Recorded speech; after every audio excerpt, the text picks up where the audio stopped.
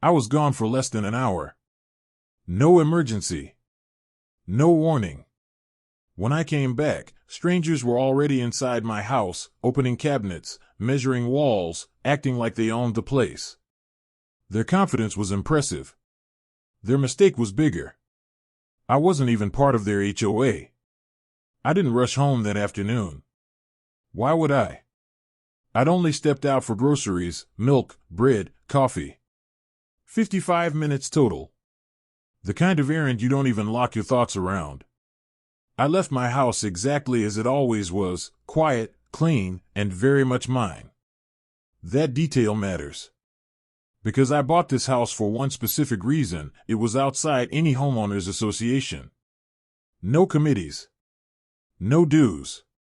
No clipboard tyrants deciding how tall my grass should be or what color my mailbox was allowed to exist in. I paid extra for that freedom.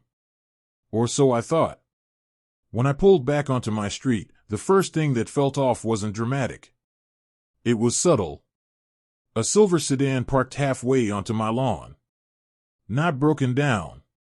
Not lost. Parked with intention. I slowed the car. Looked at the house. Windows intact. No signs of damage. No alarm screaming. The front door looked normal. Still, something tightened in my chest. I parked behind the sedan and stepped out. The neighborhood was quiet, the kind of quiet that makes sounds feel louder than they should. Gravel under my shoes. A dog barking somewhere far off. I walked up to my door. Locked. That was my first moment of confusion. I unlocked it, stepped inside, and froze. 3 people were standing in my kitchen. Not burglars. Not panicked. Not surprised to see me. They looked busy. One man was opening my lower cabinets. Another was tapping on a tablet, photographing my ceiling lights. And a woman, mid-40s, blazer, perfect posture, turned toward me with the calm confidence of someone who believed I was the interruption. "Oh," she said. "You're back early." I didn't respond right away. My brain was trying to catch up with what my eyes were seeing. "Who the hell are you?" I finally asked. She smiled, but not warmly. Professionally.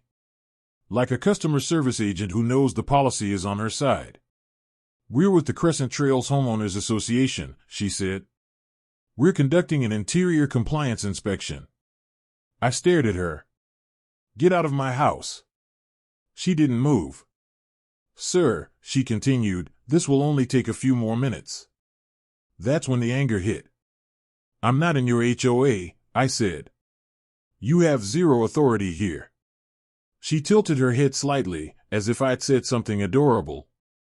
"Your property was provisionally mapped under our expanded jurisdiction," she replied. "We received a complaint and are required to follow up." The man at my sink pulled out a measuring tape. I stepped forward. "You broke into my house," I said. "How did you even get inside?" She reached into her folder and held up a single sheet of paper. "Emergency access notice," she said. "Suspected safety hazards." I didn't take it. "That's not a warrant," I said. "That's printer paper." Her smile faded just enough to show irritation. "You can challenge it later." "No," I said. "You can leave now."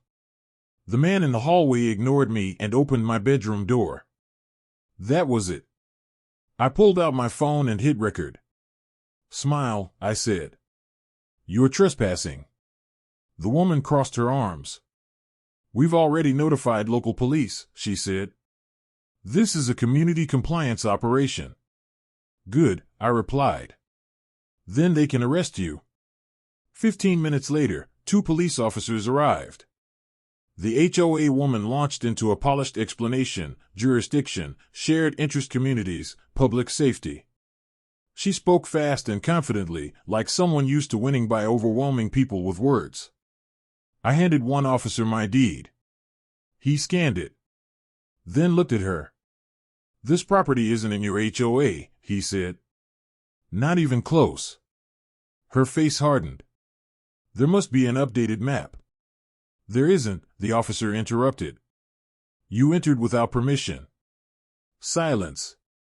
The officers escorted them out. As she passed me, the woman leaned in and whispered, "This isn't over." The door shut behind them. My house felt violated.